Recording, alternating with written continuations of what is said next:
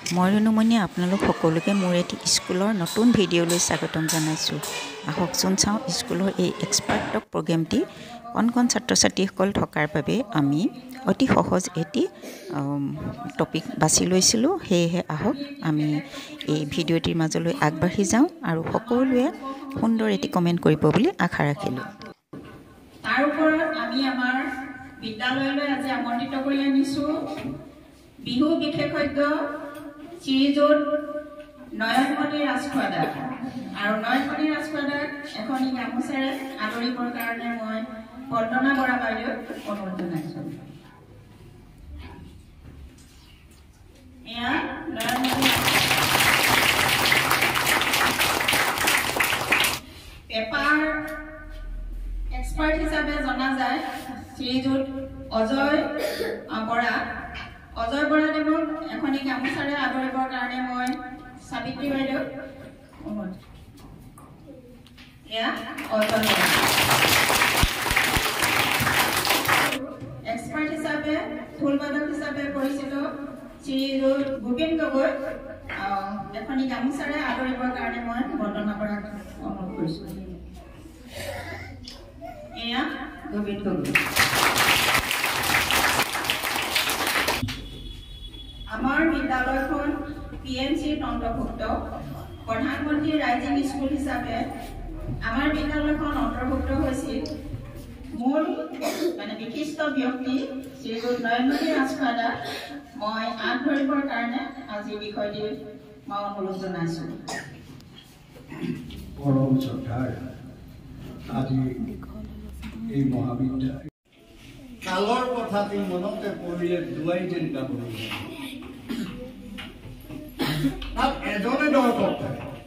সেই বিহুত দৰ্শক এজন সেইজনে আহোম ৰজাই পাতিব, নহ'লে ডেকা ল'ৰাবোৰে আহি ছোৱালীবিলাকক বৰ কোনোবাজনী ধৰি লৈ গুচি যায়, নহ'লে কোনোবাজনী জোকাই এনেকুৱা কৰিছিল।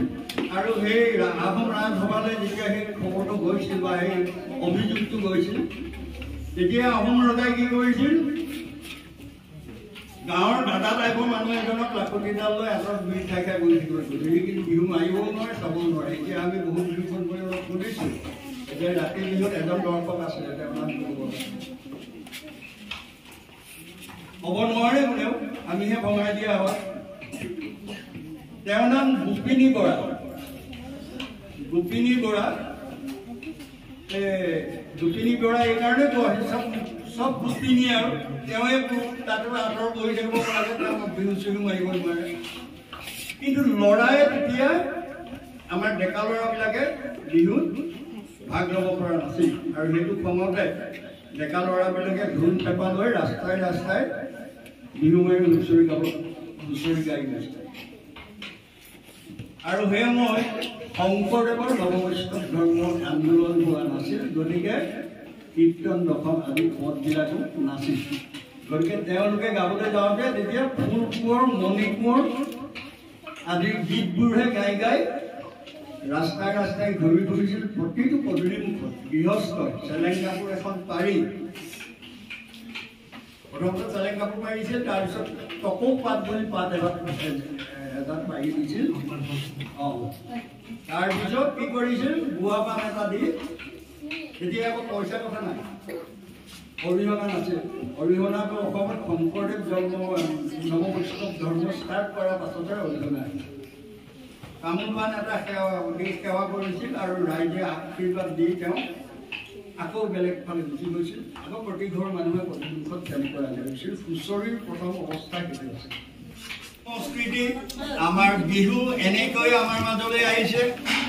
আজি বিহু নহ'লে আমাৰ জাতিটো উকা হৈ পৰিব। বিহু সংস্কৃতিত যদি জাতি নহয়, এটা জাতিৰ নহয়, তেতিয়াহ'লে সেই জাতিটো জাতি বুলি স্বীকৃতি নিদিয়ে। প্ৰত্যেকৰ উৎসৱ বিহু বুলি মই কোৱা নাই, উৎসৱটোকে বিহু বুলি কোৱা হৈছে। আমি অসমীয়া ভাষাত বিহু বুলি কওঁ। প্ৰত্যেক জাতিৰে একোটা একোটা উৎসৱ থাকে আৰু এই উৎসৱটো জাতিয়ে পালন কৰিবই লাগিব। নহ'লে কি হ'ব, আমাৰ সংস্কৃতত কোৱাৰ দৰে সাহিত্য সংগীত কলাবিহীন সাক্ষাৎ বসুজন পুষ্পবিহীন, এইটো হ'ব। সাহিত্য সংগীত কলা যিটো জাতিয়ে নামানে তেওঁলোক নেজ নোহোৱা পহু বুলি কৈছে গতিকে আমিতো আৰু নেজ নোহোৱা পহু হ'ব নোৱাৰোঁ গতিকে আমাৰ সকলো আছে আৰু এই বস্তুবিলাক মই তোমালোকক আজি এই আসনৰ পৰা অনুৰোধ কৰিছোঁ এই বক্তব্যটোৰ মাজেদি তোমালোকক মই অনুৰোধ কৰিছোঁ যাতে তোমালোকে এই বিষয়বোৰ ডাঙৰ হৈ ভালকৈ সুস্থভাৱে চালি জাৰি চোৱা মই অকল বিহু নাচি মই 117 বাৰ গোটেই ইণ্ডিয়াখন ভ্ৰমণ কৰিছোঁ অসমৰ বিহুটো লৈ মই গোটেই ভাৰতবৰ্ষৰ 117 বাৰ ইণ্ডিয়াখন ভ্ৰমণ কৰিছোঁ গতিকে তোমালোকক আহ্বান কৰিছোঁ মই যে মই ভাৰতৰ বিভিন্ন জেগাত বিহু কৰিলোঁ তোমালোক ডাঙৰ হৈ যাতে বিশ্বৰ সকলো জেগাতে বিহু কৰি যোৱা আমাৰ অসমৰ নাম ৰোচন কৰা সেইটো মোৰ আশা আছে লগতে তোমালোকলৈ মোৰ আশীৰ্বাদ আছে কিন্তু সমস্ত প্ৰক্ৰিয়াটো আমাৰ এটা ব্যাকৰণভাৱে বিশ্লেষণ কৰি তোমালোকে ডাঙৰ হৈ ইয়াক ৰক্ষা কৰিবা বুলি মই আশা ৰাখিছোঁ 2 নম্বৰ কথাটো হ'ল মোৰ ঘুমে বাৱে দুজন মোৰ শিষ্য আছে দুইজনে উস্তাদ ঢোল বজাব পাৰে পেঁপা বজাব পাৰে গতিকে তেওঁলোকক মই অনুৰোধ কৰিম তোমালোকক অলপ ঢোল বজাই শুনোৱাব পেঁপা বজাই শুনোৱাব আমাৰ বিহুত কেনেকৈ ঢোল বজায় কেনেকৈ পেঁপা বজায় তোমালোকে চাই লোৱা